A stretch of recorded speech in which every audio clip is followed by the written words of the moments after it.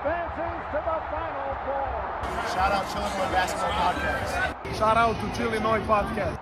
Shout out Chillinois Podcast. Shout out Chillinois Basketball, man. All right, welcome back to the Chillinois Basketball Podcast. This is episode number 13, if I'm not mistaken. So maybe unlucky 13, maybe lucky 13, depending how you look at it. I'm Chase Swearingen. With me, as always, is Noah Morgano. Now we're gonna veer off the beaten path here for just a second. As you guys know, this is an Illinois basketball podcast, but I was just at the DePaul Georgetown basketball game. Noah and I are DePaul fans as well. Both of us went to school there. I'm in school there currently. As you can see, got the hat, have the sweatshirt. DePaul took down Georgetown for their second Big East win of the year, which is like usually we don't have two Big East wins by January 6th. Can't remember the last time that happened, but my favorite part about that game was the annual Georgetown beatdown and the annual Georgetown Ed Cooley hate game, because I hate Ed Cooley. And I don't use the word hate very often, but I know you're a big Morez Johnson hater. If Morez Johnson's public enemy number one for you, Ed Cooley is public enemy number one for me. If Illinois fans don't remember, let me pull up the clip here. Gotta find it. If Morez would have went to Georgetown, I Oh my might God. actually have just gone insane. We would have called a hit on that program then, that bullshit program, if I have to say anything. But hang on, let me play the clip here so Illinois fans are reminded. Got to go back to the beginning of it. This is Ed Cooley talking about Jaden Epps after he transferred from Illinois to Georgetown, talking about his defense. This is just the one quick part of it because I already skipped to the middle of it. Listen to this right here. This is Ed Cooley talking about Illinois. Freshman year when he played for that other school. Yeah, freshman year when he played for that other bullshit school. Not even program, school, by the way. So Ed Cooley is very high on my shit list if we're talking about head coaches I don't like. Bruce Pearl is up there. Ed Cooley is probably number one in terms of active coaches. But Juwan Howard, yeah, he's not active, but he's on that list. but we don't like Juwan Howard either. Anyway, No. DePaul gets the win, so it was even sweeter. The best part about it was I was yelling Ed, like Ed's standing on the court, like yelling at his team, yelling at the refs, and I'm like, Ed, get your bullshit program out of here. And all the Georgetown fans, they know exactly what I'm talking about. The best part about that comment is Georgetown's been so bad since he made that comment, and Illinois has only been better. So he kind of ate his words with that one. Really was a fan of that. Anyways, we're gonna get into Illinois basketball here. It's been a crazy 2 days in college basketball in general outside of the DePaul Georgetown game. The Illini's next opponent, Rutgers, in a crazy game against Oregon last night. I thought the refs nearly screwed them out of that matchup. They somehow ended up winning in overtime against an Oregon team that I think is very overrated. Nate Biddle is pretty overrated as well. But Rutgers gets a win. I was looking at some of the scores tonight. Texas Tech was beating Houston for a second. Iowa lost to Minnesota. What's going on here now? Houston ended up winning that game, but Okay. either way, the fact that it was that close, I mean, Texas Tech, honestly, that they're one of those wins that Illinois can look back on when it comes to tournament, and that could bump them up in the seeding. That win from that dominant. I mean, it wasn't dominant, but it was a solid first half from Illinois in that Texas Tech game. But no, you're absolutely right. The Iowa game, they lose to Minnesota at the barn. Minnesota's beating two ranked Big Ten teams now. Who was the other Big Ten? Oh, Michigan barely beats Penn State. We got to talk about that because I mean, We got to give Penn State more credit, man. Penn State yeah. nearly pulled it off against Michigan State.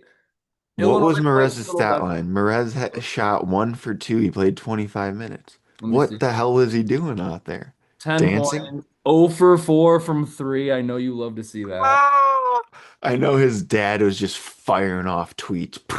Morez is a Oh, I'm shooter. sorry. I was looking at Yaxel's stat line. Oh, I was gonna say that. Morez had 3 points and 7 rebounds, though. That's not a great game. No, not at all. People are hating on Tommy. They should hate on that performance. Yeah, we'll get to Tommy later. But nonetheless, been a crazy day. Last 2 days in college basketball in general. The Illini have Rutgers on Thursday night in Champaign. So we have a home Big Ten game again. Rutgers, or I don't know, do you pronounce it Rutger or do you give them the S? I know a lot of people that speculate you shouldn't give them the S until they win games. I give him the S. I say Rutgers. Okay, Rutgers, Rutgers. Piscataway. Anyways, The they're coming into Scarlet Knights. I love Rutgers. That's my Trump impression talking about Rutgers University. Has he said that before? I don't know. I attended Rutgers University. I graduated top of my class. Did I he had actually? really, really good grades. Uh, No, he went to Wharton, into oh, some bullshit business school. He went I to a don't bullshit follow school. He went to politics a too bullshit well. school. I follow Big Ten basketball, not politics. So that's my politics. Anyways, Let's get Donald Trump on the podcast. oh, Have we ever we thought about shouldn't, that? we shouldn't even start about that. But Rutgers, Thursday night, Rutgers. Offensively speaking, they're a little bit better than the Penn State team this Illinois team just played. Defensively speaking, they're also a little bit better.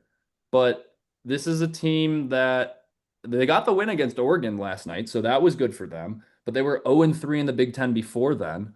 Let me see where they're at in the rankings right now because they're towards the bottom. I know that they're predicted to finish towards the bottom. You could argue that they're a little bit better than Penn State.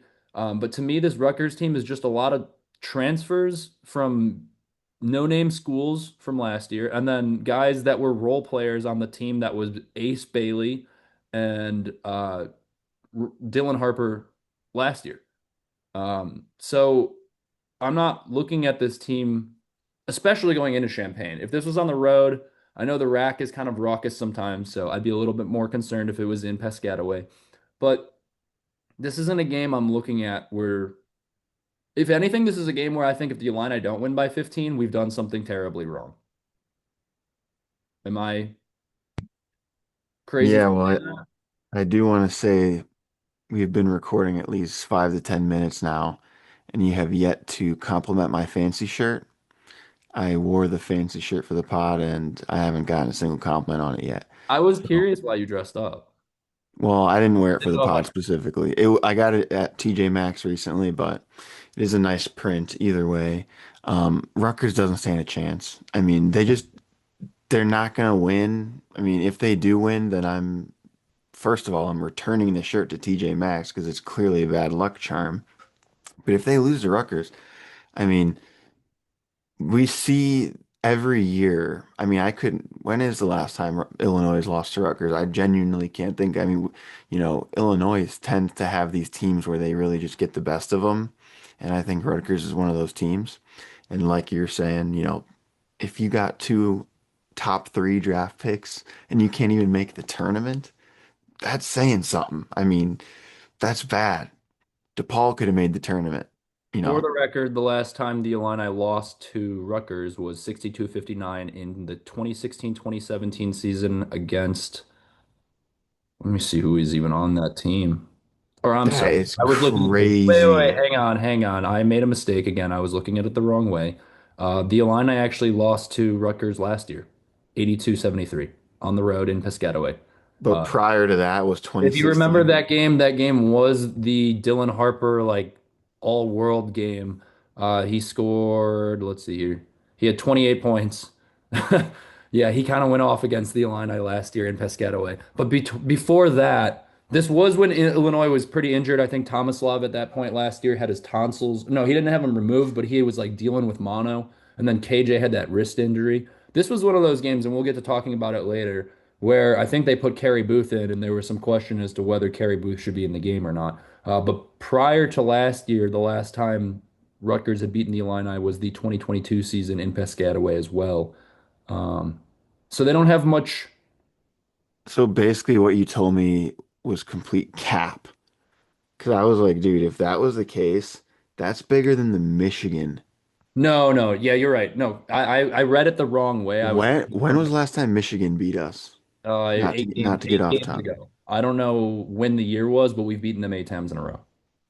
So probably if we play them twice a year, probably 4 years ago. That But makes sense. I mean, Rutgers is, I mean, even with last year's game, I think last year's team was not very good. I think this year's team is much better. And Whoa, this year's Rutgers team? No, no, no, no. This year's Illinois team. Oh, I was gonna say. No, Rutgers, they very well could be better, but guess what? If you're Cheeks and you're a little bit better than that, you're slightly better Cheeks. So you're still not good. But either way, I know you wanted to mention the coaching differential between the two. I like Brad in that matchup. I think Brad can he's not afraid of these away games. These especially these smaller ones, like he feasts in these environments. It's generally the bigger Mackey Arena, Breslin Center, these bigger arenas where he can kind of feel the pressure. Dude, Rutgers, it's going to be a piece of cake for him. He's going to go in there. I'm feeling a Balkan block lineup behind the bench tonight. Or whenever. What is it? Thursday night? Yeah, Thursday night, Yeah, 7:30 p.m. I think the Balkans are going to fly out. I mean, dude, in New Jersey? You kidding me? Hey, Tone, No, let's no, go to no, the no, no. Illinois It's in game. Champaign. Oh my God. It's in Champaign? Yes, but that's why I'm saying we should beat them by 15 or 20 points at least. That changes everything. We could lose this game. No, no, I no, was no. taking the New Jersey factor, the Sopranos factor into major account here. But either way, this is in Champaign. I'd The much students rather. are back. The students are back. So we'll have the Orange Crush at full force in this game. They haven't been there in a month. I'd rather save the home games for teams that are actually good. No offense to Rutgers, but it's just, I think we could beat this team with Jake Davis starting as, center. So, not to shit on the Rutgers because I do like them as a program. Unlike Ed Cooley, I We could don't start think they're Jaden there Epps in for. this game and we'd probably win, dude. Yeah, I mean, I could play. It could be me, Jake Davis, and Blake Fagbemi, and we could probably win this game. That But would be no, an Rut- all-timer lineup. Rutgers is a good program. They're a good school. They're one of the Big Ten teams that I tend to root for. So, and they're a team that DePaul they play. I don't know why they play each other. I just vaguely remember DePaul and Rutgers having thrillers in the past 10 years. But no, I think it'll be a good Big Ten game. Let's hope that the Big Ten officiating is not as bad as it has been. Apparently tonight, that Minnesota-Iowa game, people online were saying just terrible, terrible officiating. So, I mean, it's been off to a really, really bad start so far. But hopefully, I don't know. Hopefully the refs get a talking to and things can go a little bit smoother. Yeah, so real quickly, I do want to highlight some of the players on Rutgers just so we get kind of an understanding of their team. Gone are the days of Ace Bailey and Dalen Harper, the number 2 and number 3 pick, or I'm sorry, I think it was the number 2 and number 5 pick. Either way, they both went top 5. This year's team is led by, like I said before, some transfer players. They've got Tariq Francis, who averages the most points per game on their team this year. He is a transfer from New Jersey Institute of Technology. He averaged 19.2 points per game last year.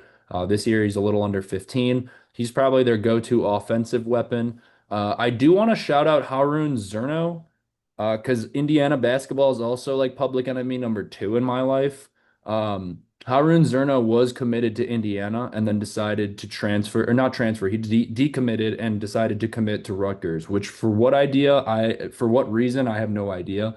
Um, but shout out Harun Zerno. He's their freshman from Bosnia Herzegovina. So if we're going to get any European influence in this game, it will be from him. He's a good 3-point shooter, but he only averages 6 a game. I wouldn't be too worried about him, but as an Illini fan, the guys you're not too worried about are usually the ones that hurt you the most. So if I'm going to have like a breakout performance from anybody, it's probably Harun Zerno. He's a You freshman. you said Bosnia? He's from Bosnia? Bosnia Herzegovina, correct. Sarajevo. Is there potential European beef? Do we have anybody from Bosnia? I mean, I know like we don't have anybody from Bosnia, but I know like Bosnia Herzegovina, like the whole Balkan region broke up because of the Bosnian War at one point. I'm not exactly I don't know the exact history behind it, but my old soccer coach was from Bosnia. We Uh, should know that being a Chillinois podcast. We really got to I learn the I should Balkan know that War. given my soccer coach was from Bosnia and he had two like bullet holes in his arm from that war at one point when he was escaping the country. Very cool guy. I was like 8 years old, so I never grasped the full story, but Uh, Regardless, Enough about war. Enough about war. yeah, Let's get back regardless. to We're basketball. gonna have a war in Champagne, but it'll be on a basketball court. Tariq Francis, then I said Harun Zerno. Third guy, if you're gonna look at anybody, Dylan Grant, maybe. He averages 26 minutes per game. He was on this team last year. He's a sophomore. He was really the only guy that played meaningful minutes last year for this Rutgers team with Ace Baldwin, or I'm sorry, Ace Bailey and Dylan Harper on the court. So, I mean, if you're looking at anybody, it's going to be those three, but none of them really worry me. Let's see if they have a 7 footer. They have a 6'10 guy, and they have actually Lino Mark had a pretty good game. If we're going to talk about anybody, Lino Mark, their freshman guard, he hasn't been playing a whole lot, but last game, he missed the back end of a 1-and-1, or I'm sorry, he made the front end of a 1-and-1, and then he missed the like the subsequent free throw, the second end of it. But then he got his own rebound, and they called a foul on him. He was the shortest guy in the paint, and he got his own rebound off a free throw. Somehow he committed a foul, which was a horrible call. Very rarely do I agree with Steve Peichel, but he was screaming at the ref, and I was like, "Whoa, that Well, probably." you know who was making the call on TV was John Fanton. I think he did a great job making that call. He did not, he did not hold back. He was like, that was a terrible call. Those refs, that was really, really bad. And it reminds me, I mean, not to get back to DePaul basketball, but that Layden Blocker play a couple of games ago in that I can't even remember what game it was. I think it was the Wichita State game, but very, very similar call. You're starting to see these refs. I mean, you hope it's not Vegas making a phone call going, yeah, yeah, that spread's it's looking a little too much. Why don't we shorten that? But I mean, nowadays with the sports betting, it's unfortunate. It seems to be seeping into college basketball now. It's definitely affected pro sports terribly, but now it seems college might be a victim as well. I mean, you never know, especially in the Big Ten. And if we got Jeffrey Anderson refereeing this game, we'll see high knees and some bad calls potentially. So, regardless, if I'm going to point out anybody, Tariq Francis, Dylan Grant, Harun Zerno, just because he's European and I like the fact that he decommitted from Indiana. And then Lino Mark, who had a pretty good game in the last one against Oregon. Those would be the guys I would highlight for Rutgers. But I was looking at the fact to see if they had any 7 footers just because I really need Tomislav Ivicic to get it going this game. Firstly, I love the sleepers guys, but I don't like the fact that they called Tomislav Ivicic Hunter Dickinson in their last podcast. That pissed me We off. need to start beef. We starting beef with No, we sleepers. don't need to start beef with sleepers. I like watching their stuff, and a lot of what they say is like it rings true to what we're gonna bring onto our podcast. But don't you dare call Tomislav Ivicic Hunter Dickinson. That's Kofi Coburn's child. How Yes, dare you say that? I agree, and I also think that Hunter Dickinson. This is the one thing. Tomislav, if he ends up not being in Illinois next year, I don't think it's going to be because he goes to a different school. I think it's going to be because he either wants to go to the NBA or go back to Europe, which I don't think he would go back to Europe, and I don't think he's going to be in the NBA. So I do probably think he'll be back at Illinois unless Brad doesn't want him, which I don't think is the case. Brad It's kind loves of him. like a Ben Humrickhouse situation. Like he wanted Ben back, even though Ben didn't play very well, and then Ben now is playing pretty well. But last year Tommy played really well. We wanted him back, and now he's not playing great. But there's still time. But no, the Hunter Dickinson comment, it crossed a line. It did. And I like the point you made on our last podcast against Penn State, where it's like, I know Zvonimir is playing better and he's averaging more minutes per game. But I like the Tomislav in the starting lineup. It gives you continuity. These guys know what to expect at the beginning of every game. I think a lot of Tomislav's bad performance in the last one factored into the fact he was being double teamed by 2 Europeans every time in the post. So, like, what are you supposed to do? And I also like the point you made where you said, like, at this point, we can consider both of them kind of as one Ivisic.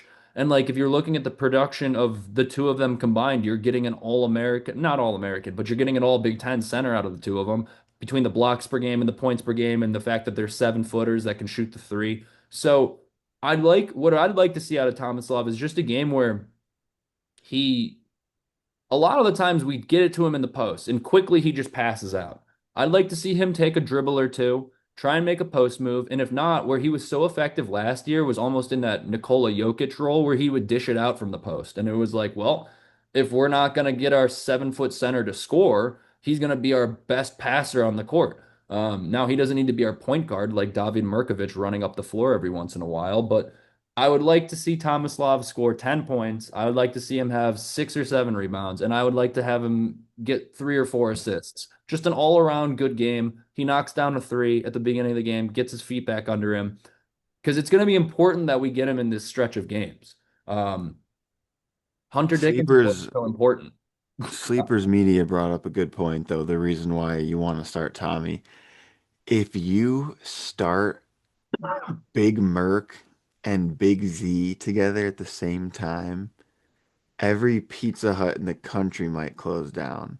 I Well, mean, you're that just a talking, runaway freight train. yeah, you're talking about an explosive duo, so it just might not even be physically possible to start both of them simultaneously. But I do like the idea of even getting back to the Twin Tower thing. Like that we were supposed to do the Twin Towers, and then we barely see them. Now's the perfect opportunity because the whole thought was like, oh, well, Big Z's not nearly going to be good enough to start. Well, guess what? Now he is. Maybe we just play a freakishly big lineup. We go Z at five, T at four, Merck at three, Boswell and or Keaton and what do you go? Keaton Boswell or Keaton Andre? I mean, Either one's been working. yeah. I mean, I've been liking Andre more lately because this is the thing about Andre. He just shows up and he does what he's supposed to do. He doesn't whine, he doesn't complain. He just shows up and he'll give you a solid performance. He's not out there necessarily, breaking records, but he's never, putting up stinkers necessarily. He's just giving you solid performances. He's like a blue collar worker. He just shows up and does his job. Yeah, and also adds the occasional posterizing dunk, which his dad never really made a habit of. So I'm a big fan of Andre as well. Now he does have the occasional turnover where he's a little soft with the ball. Um, this feels like an Andre game though. Um, you know, Rutgers isn't great defensively. Neither was Penn State, but the Illini failed to get a lot going against Penn State. And if that is the case again, um, I I could very well see this game being one where Andre scores 25 points and it's just like we can't really get anything offensively going, so just give the ball to Andre, which against a team like Rutgers, I don't mind. I'd prefer to have these Andre blow up games, these blowout like these crazy stat performances by Andre if he's going to score a lot of points. I'd prefer him doing it against a team like Rutgers. I'd prefer him doing it against a team like Penn State. I'd prefer him doing it against Northwestern. Now, if we're going to rely on Andre to score 25 or 30 against Michigan State or Michigan or the cream of the crop in the Big Ten, we might be a little bit more, we might have a tougher time beating those teams. But if this has to be an Andre game, I don't mind if it is. And it's been a while since we've seen one from him. So I wouldn't mind an Andre game in this one. Now, we have a bit more to talk about that isn't necessarily Rutgers related. So before we get to that, I do want to get your score prediction if you have one. Score prediction for this game. I think since it's at Illinois, you're going to see a pretty high scoring game from the Illini. I always predict that. I don't know if there's been a At single game. 102 last time, so. Yeah, I predicted And this is at 120, I think. home. Should we score 110? Yeah, well, Rutgers is one of those teams though. They're kind of scrappy, so I could see it being maybe not as high scoring. And also, I think Rutgers, they got like I was saying earlier, they got that New Jersey mentality, that real Italian mentality. So they play gritty, they play real tough. Who was that one white guy that they had? Mulcahy or Oh, yeah, yeah, yeah. Dylan he Mulcahy or Evan Mulcahy or he was a tough kid. Yeah, so they're known for their grittiness, but I do think Illinois is going to pull out the win in this one. I'm envisioning it now in my mind, and so you're calling a Stojakovic MVP performance. I'm not thinking that. Although it does make sense if you think about who looks the most Italian, Stojakovic. It's got to be. Now, who's got the most Italian name? Blake Fagbemi.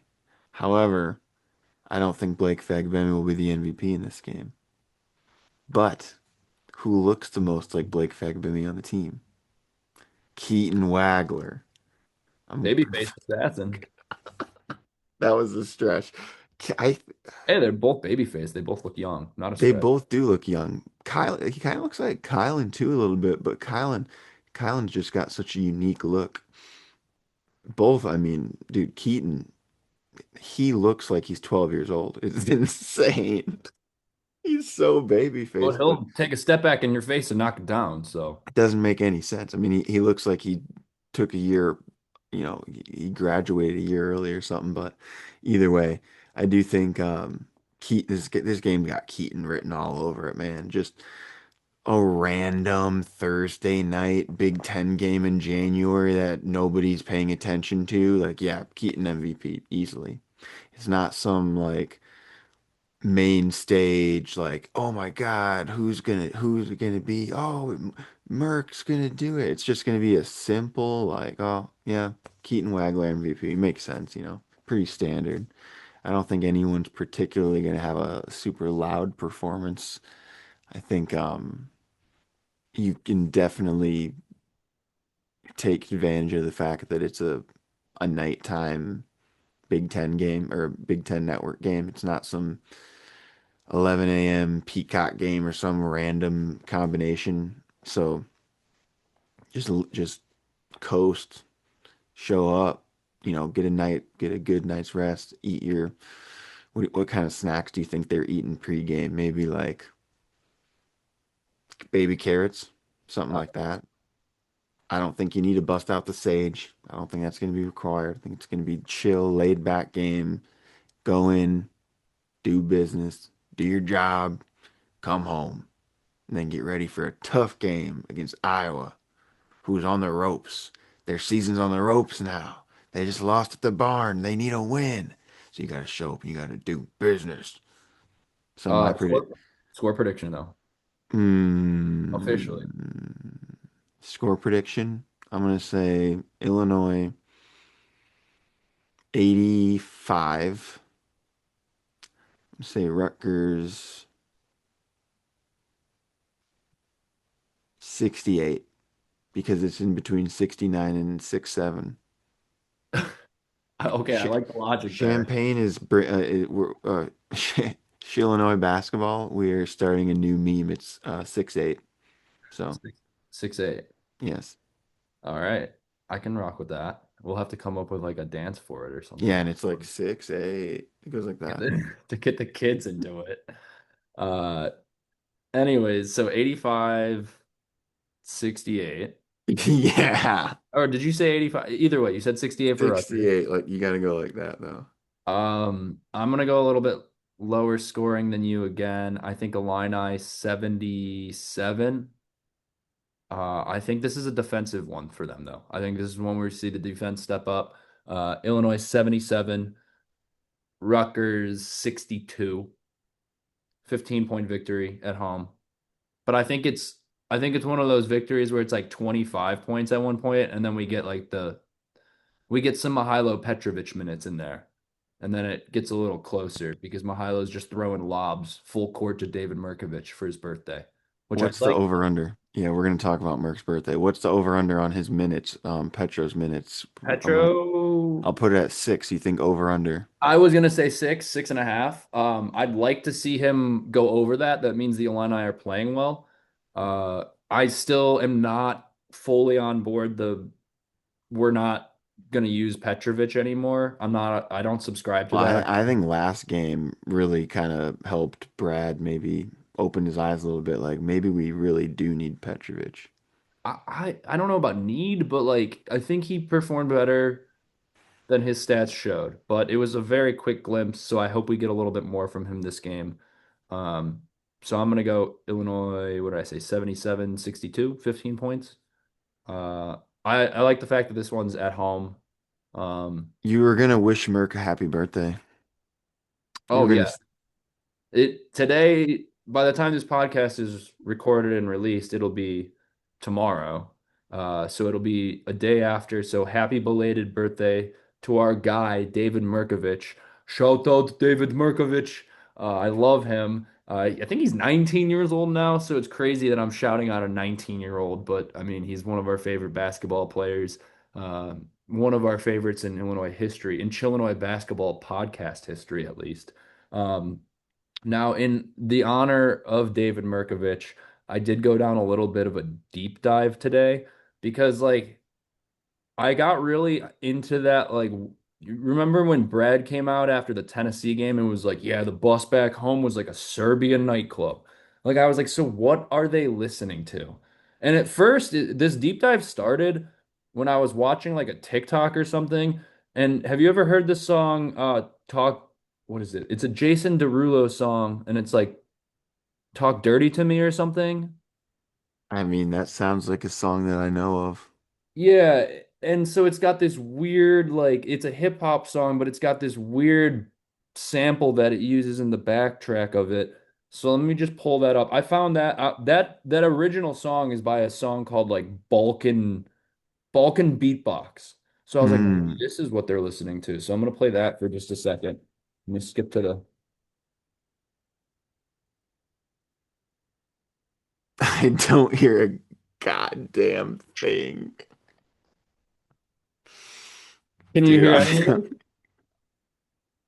there is zero sound coming from that. Okay, well let me pull it up on Spotify on my computer then. Anyways, that one's less I important, but think that was Zoom telling you fucking don't play this Garbo. yeah, no, it's not a great song. But that was like I started listening to it and it was like it's Balkan beatbox. But then I was like, there's no way this is what they're listening to. I- So I'm gonna look that up. I I'm, just I'm started searching up actually Balkan beatbox is three Israeli dudes, but they like take their influence from like the Eastern European region or Middle Eastern European region. Then after that, I was like, well, this can't be what they oh listen yeah, to. this is not. I don't. I can't hear it from you either, but No, that doesn't sound like something that Merc would be listening to. no. But so what I did find is David Merkovich's personal Spotify, because if you just look him up on Spotify, it's there under his name, David.Merkovich. And I'm not 100% certain this is him, but just based on the songs on his playlist, he's got a whole Balkan playlist called Nasa Nova that was updated as of 2023. So, like, I gotta imagine this is what he's listening to. Now, just listen to the first song on this playlist because if you can hear it at least. I'm gonna play it off my computer this time, so we'll hope that for better results. Wait, hang on. Give me 1 second. We're having technical difficulties here. Don't play too much of it. We cannot get taken No, off YouTube it'll over okay, Balkan. I'm gonna play it like a 12-second snippet.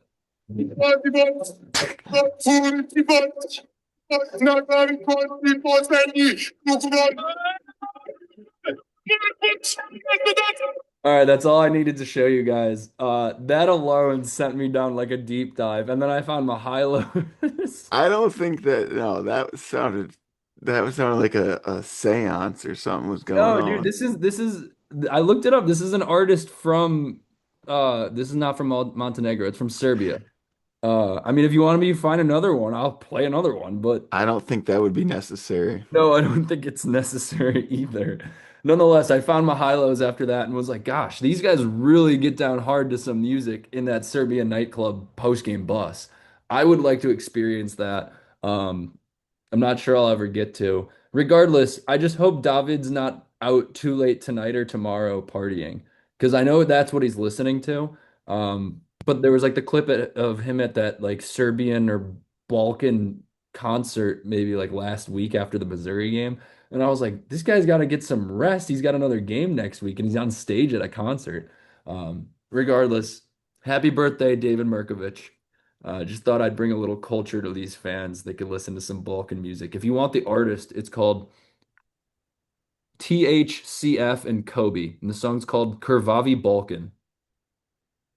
Yeah, we gotta get Merc on the podcast. I mean, at this point, it's destiny.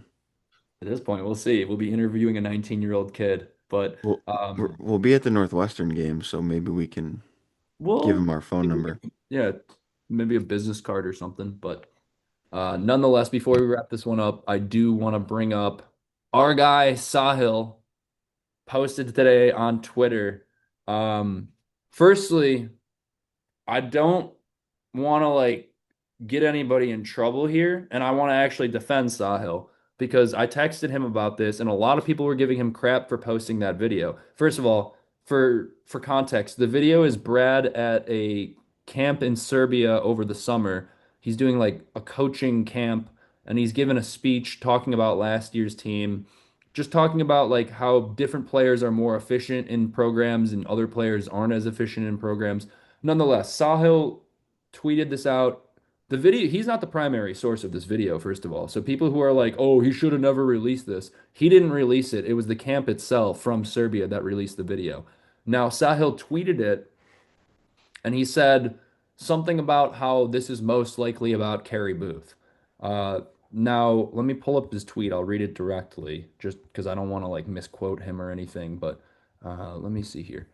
So he posted the video, and Brad was talking. This was Brad's quote. I'll read it instead of playing it. It said, I had a young man on my team last year, because he's talking in the summer. Individual workout, jump up, shoot the three, 6'10", looked like the greatest player ever. You put 9 other players with him, couldn't process. It's a little bit longer of a clip than that. He makes a few more points, but then the second tweet goes on to say, I put him in the game and at my point, excuse me, I put him in the game and my point guard walked over and he goes, Coach, are we really at this point? They know. So we became immediately only as strong as that player. I had to get him out. I had to put a walk on in. Now, we're not as close to the team as Sahil is. Our basketball insider knowledge isn't as strong. So if we had to make a best guess on who Brad Underwood was talking about, I would probably go out and agree with Sahil and say it was about Kerry Booth. Um, Sahil did name Kerry Booth in the Twitter post. I think he was perfectly reasonable to do so. So if you're going to have crap with Sahil, stop that as well. Uh, no reason to shame him. He's doing his job reporting. He's doing a great job, by the way. But nonetheless, I don't know if it's a great look for Brad Underwood. I don't know if Brad meant for this clip to get out. And obviously, Sahil didn't post the clip himself specifically. He's not the primary source. Once again, it's this basketball camp from Serbia that he was at. Not Sahil, but Brad was at. Um, but this isn't a great look for Brad because it's pretty obvious who he's talking about. And we can make our own speculations, and I know we will in a bit. But, like, what do you think? Like, the only thing I take from this is not that Brad is like talking down on his former players. I just think this wasn't a fit in his program. And obviously, Kerry Booth is doing better for himself at Colorado State now. But from a recruiting standpoint, if you're parents of a player and you're watching this coach talk about a former player that didn't fit in, and he went as far as to say our point guard came over and said, "Coach, are we really at this point?" I played high school sports, and I remember there were kids on our team that like we would talk about like that. Like imagine that in college basketball. That's pretty tough. So, what do you take away from all of this? I don't think it's going to be a big deal at the end of the day, but it's not a great look for Brad necessarily. I don't think it's a big deal at all. I don't even think it's a bad look for Brad. I mean, you're either talking about Kerry Booth or Merez, and they're both ass. Like, Chillinois, we're not trying to get too controversial here, but man, it's like, I don't, my op is Merez and Kerry Booth. Psh, I mean, I felt bad for the kid because he didn't get any playing time, but at this point, I trust Brad. I trust his process. Look what he did with Will Riley. I trust that he knows when these guys are going to be able to flourish and when he thinks that they're ready to come in and when they're not ready to come in. I mean, look at Petro. He was hurt, right? And everyone's like, when are you gonna put him in? You gotta put him in. And Brad's like, I don't know. He's not ready yet. He's got his foot still sore. Bro, he's been booty cheeks in practice. He keeps turning the ball over. Brad was trying to look out for him. He was like, if once I start playing him, you guys are gonna see the truth and you're gonna eat him alive. And that's exactly what happened.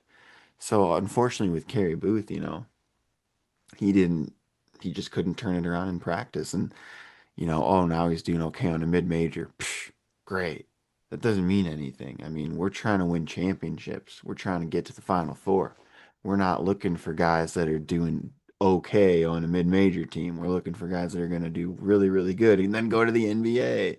I don't think that's him. I mean, maybe he'll go to the NBA because like a pity, favor from his relative who's in with the Denver Nuggets. But no, and Brad was just talking to those guys. He was just talking about how you got to work as a team. I guarantee that was the context of the clip. He was probably talking about like, oh, it's not up to any one person. Some of you guys, maybe really, really good, but it doesn't mean anything if you can't work with your teammates and work together and have team chemistry and all this and that. And it probably just got taken out of context. I don't think it's going to be that big of a deal at all. I don't think anybody outside of maybe Carrie Booth will even watch this clip from Brad. I mean, maybe Coleman Hawkins is probably all over it in the mentions, but other than that, not many, especially not many future prospects are gonna look at it and go like, "Oh man, what if?" If Brad's talking about you that way, then maybe it's because you're not that good. Because generally speaking, Brad will actually go out of his way to defend his players that are not playing well, i.e., Ben Humrickhouse last year, i.e., Tomislav this year. So, I mean, it is what it is. I mean, but yeah, to go back to the point, I don't think Brad knew he was even being recorded. So I don't think he would have said this publicly, but I also don't think Brad really gives a shit at the end of the day. And he's like, yeah, whatever. I mean, Carrie Booth's upset at me. Okay, big deal. What's he gonna do about it?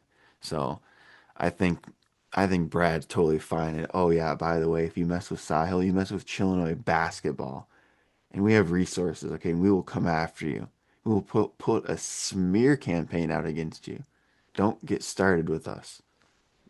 I'm not on board with the smear campaign, but yeah, let's cool it on Sahil. He's just doing his job, reporting what he hears, doing great Illinois content for the world.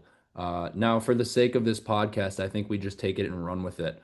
He was talking about Morez Johnson Jr. in that clip, obviously, right? 6'10" guy that can shoot the three, touch the back of the backboard, right? It has to be Morez Johnson. Yeah, and he mentioned in the clip this guy's dad has always got Twitter fingers. Yeah, And he that's and he what says really he put doesn't he says he doesn't want to be like Kofi Coburn. yeah. Don't Especially. get me started on him.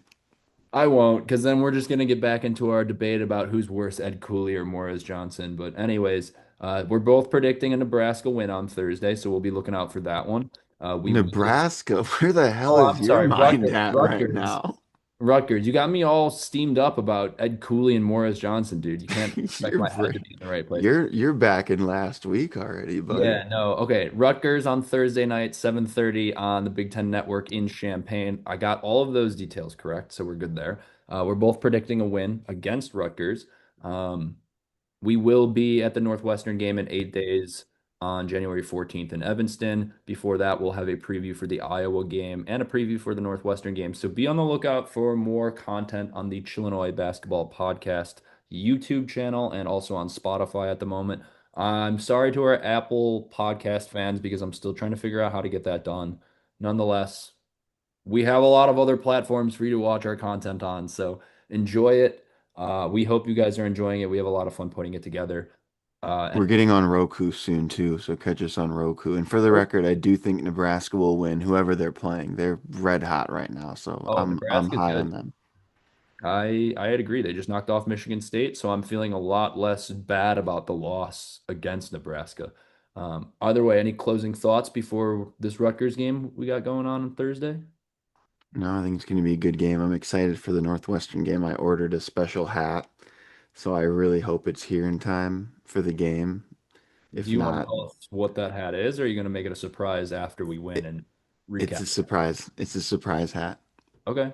So Um, look out for Noah's new hat on after following the win against Rutgers. I got Knock the on new wood shirt. here. Got the Shirt. new shirt, and I'm gonna get the new hat. All right, we're gonna be looking forward to it. This has been the Chillinois Basketball Podcast. We'll see you guys after the game Thursday against Rutgers in Champaign. ILL. I and I.